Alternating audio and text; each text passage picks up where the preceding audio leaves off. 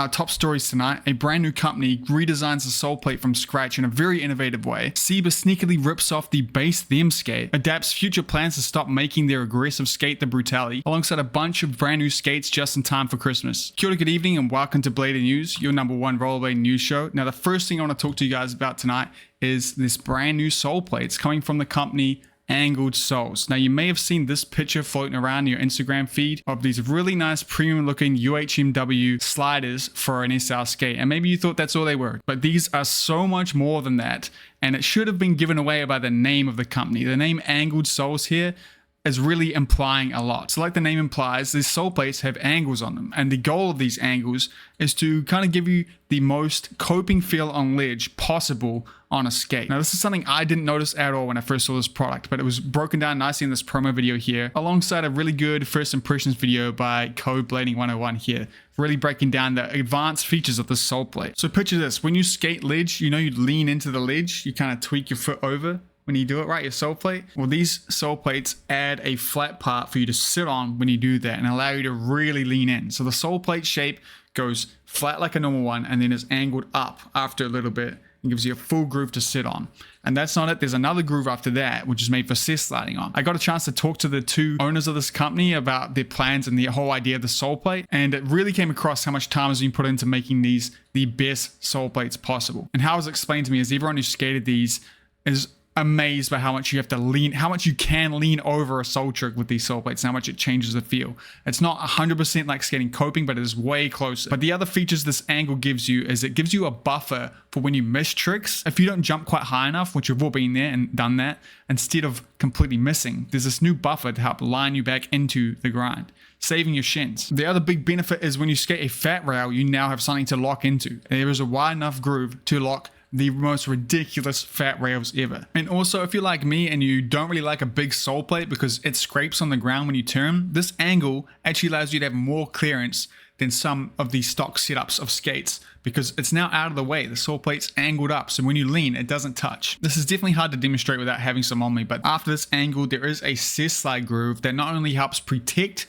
how they wear down so you keep that angle to grind on, but it also makes an insanely good cess sliding groove to do. So you see here, this is a cess slide on some raw concrete. This is apparently not a fresh new skate park. It's not polished concrete. There's no wax, and that is like the most smooth, slippery cess slide I've seen ever on something that smooth. And you don't see any black lines behind. They're not getting ripped up. It seems almost too good to be true. Cess slide should not be that buttery without a shitload of wax or on like a marbled surface. They really didn't stop with the angle of the sole plate too. They also really innovated the backside plate. It's designed in like a funnel shape instead of like a symmetrical shape, and what this does is it really widens the kind of 2 points of contact you have in groove tricks like royales and stuff between the frame and the backside plate, and widening that gives you more stability. It's worth noting they originally did try to make them with UHMW, but found it didn't hold up long enough and it kind of wore out within a few months, and they weren't happy with that.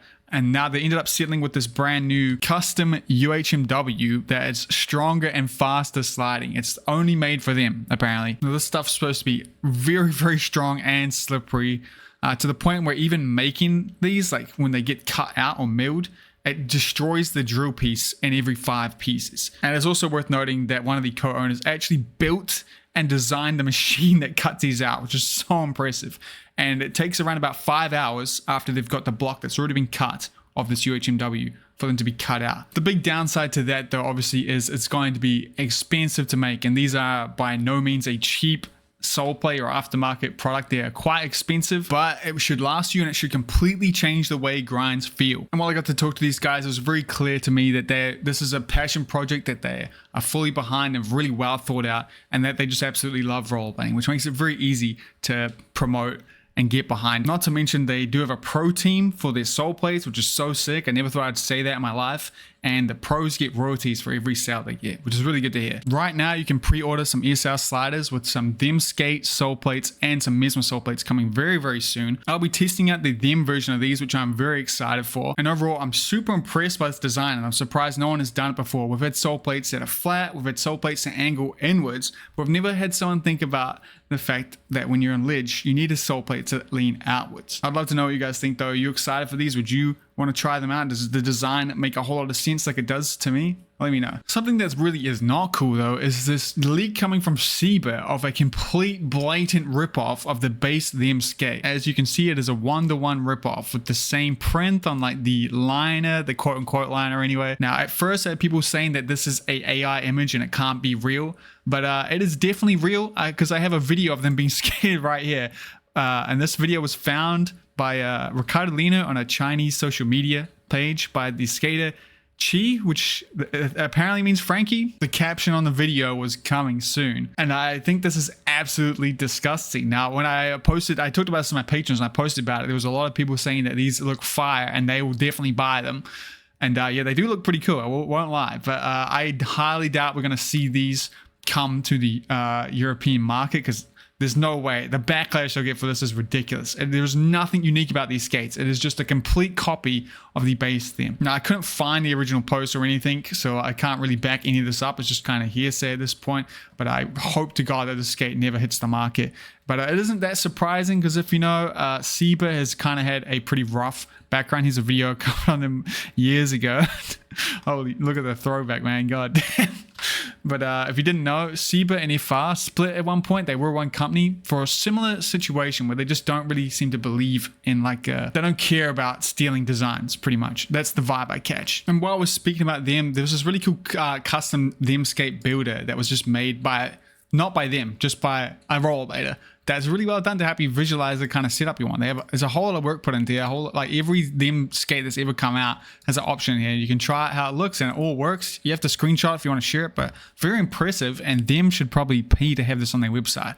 I'm saying it right now. If you did want to support Bacemint, they did just have a new drop right here too, which is just out. Look, these are so tiny. It's hard for me to promo. I'm going to click on one. I like this one.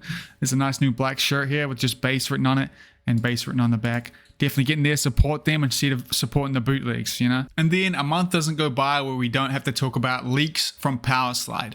But there's one skate shop in particular that I want to shame because they are king for leaking Powerslide skates. And I think it is super cringe. And that is Inline Warehouse. They posted this one up here. This is the new Chris Farmer Pro skate.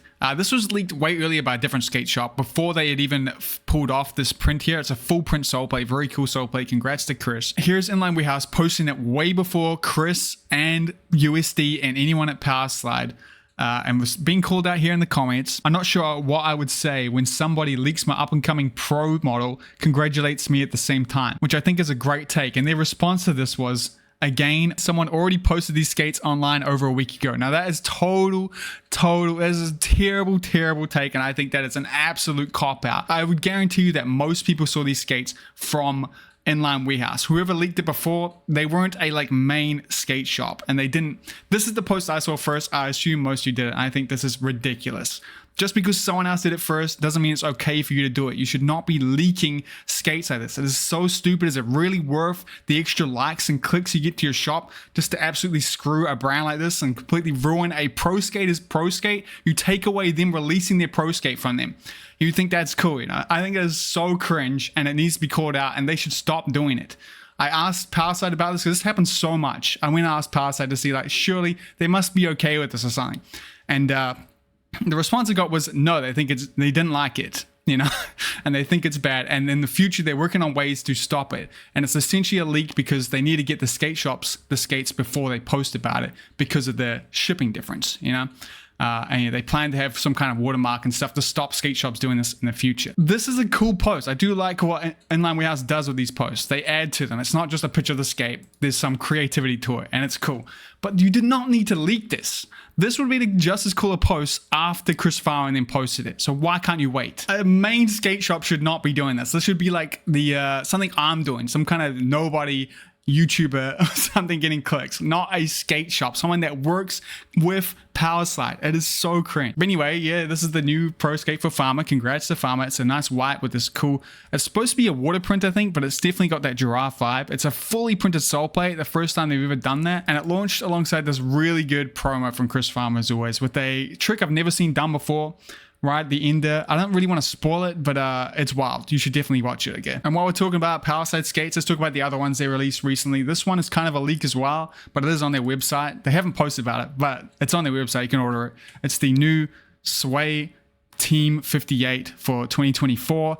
It is beautiful, man. It's like a off kind of white gray with blue and black highlights. Really, really cool colorway. And then they also introduced this new glitch skate for kids, which is absolutely wild. And I think absolutely nails that kids vibe. And they're really leaning into the promotion for this, which I love. It's really cool to see a skate company lean into the younger generation for aggressive products. But yeah, it's a wild looking skate. It looks like it would fit right in on the shelf of like a, I want to say like a Toys R Us or something. And yeah, I hope this is a successful product. Go Powerslide for investing in it. Back to products for most of you guys watching this though. We have a new GAWDS Pro skate for MICHEL PRADO. And this came alongside a really cool promo once again. Another one you should definitely check out. As always, it's been a really solid week of skating content. I really like the start of this one because it has like an insight into the chef life of MICHEL here, which is cool. But it's a great edit. Definitely watch it. You'll be inspired to go skate. Moving over to Roces, they just released the deep purple fifth element, a pro skate for Niels Jansen, and it looks great. Another really cool colorway for one of our best skaters in the game right now. I am very excited to see the edit for this. I know it's in the works. And it's been quite a good month for Roces because they also just announced 2 new team members. First one being the first woman they had on the team, which is Kate Bedrata. I'm sorry if I say that wrong, but that's really cool to see a woman on the team. I'm excited to see some clips from her. I saw Plastic Pusher or Kevin in there talking about stuff they've already filmed. Very excited to see that. But they also had a new young gun on the team, another Yuto. And this is really cool once again. It's always good to see a skate company investing in the youth of our skating. We still haven't seen an edit or anything from him yet, but there is a kind of leaked one of him skating the 1992 skates here on an unreleased version of the 1992 skate. It's the black version. Now, if you didn't know, the 1992 has never came out in black. And I think this is it's a product that people would really want. It's probably would be a really popular Rick skate. Everyone loves a black skate, you know, and he makes them look real nice in here. And this is interesting because Roces hasn't announced these skates. You can't buy them yet as far as I can tell. And this wasn't posted on the Roces account. But Roces is really good at like hiding leaks. Like they usually don't have product leaks like this. So it's definitely an interesting one. I wonder if these are actually going to come out. I'm sure they are, but where are they? And another quick product I want to tell you about is that someone's remade the skate dices. This Team Hip skate, they've made some skate dices. You know, you can play a game of Blade against yourself. Really cool products. It's always cool to see those around. You can get them from some skate shops right now. I know they're at Carrier Skate Shop. You can order them. And apparently it works for bladers and quad skaters, which is really cool. And then we need to talk about this big announcement from Adapt and how they're discontinuing their main aggressive skate, the Brutale.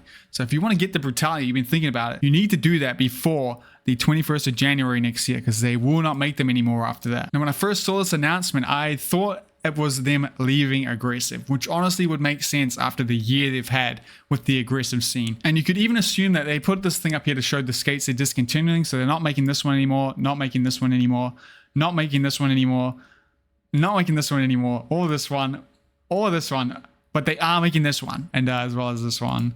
And this one. And as you see here, this is an aggressive skate. So they do plan to continue making aggressive skates, but it's on a much smaller, more personalized scale. Now, this was still quite confusing, but was cleared up quite a bit by an interview that iRollerboot hosted, shout out, friend of the show, with Travis and John, which are 2 members of the Adapt team, where they clarified it way more. Essentially, what's happened is this skate right here, the whole team has much preferred skating this skate aggressive and found it a way better aggressive experience, and it apparently outperforms the Brutale in a million ways, and to them it makes sense to just dive into just having this skate as the option. Now, I find this quite a wild move because this version of the aggressive skate they have is much more expensive and kind of a lot more out of reach. Adapts are already quite expensive, but this is another big step up, so it'd be quite interesting to see how they go. But it's definitely good that they're still an aggressive, and like I always said, I always am happy that Adapt can fill a part of their rollerblading umbrella. You know, they fit that premium handmade product, which is really cool to see. And it would have been really sad to see that go. So what you can expect from the future is the whole Adapt team to be skating this version, the Superliga. It's the Superliga aggressive skate, right? That's the name of it, I think. Which will be interesting to see. But you do have one more chance to get the Brutale, and they have one last pro skate for John Fromm that just came out, which is inspired by a Formula 1 car or something. And it's this beautiful black and mint one. Looks very nice. Congrats again to John Fromm. It's cool to see. He put out a really nice edit to promote these, which I definitely recommend checking out. And he's actually been skating them here in New Zealand, which has been a wild one to see. No, you never ever see pros skate in New Zealand, which makes sense. There's kind of no reason to come here to skate. So props to John for taking his honeymoon here so he could skate. Now, I can't mention this iRollerboot interview without mentioning the fact that it wasn't without its fair share of drama. But I'm so burnt out on Adapt drama at this point that I don't even want to get into it. I can tell that a lot of it is just misunderstandings, you know, and a live stream setting where you say stuff that comes across how you don't mean it.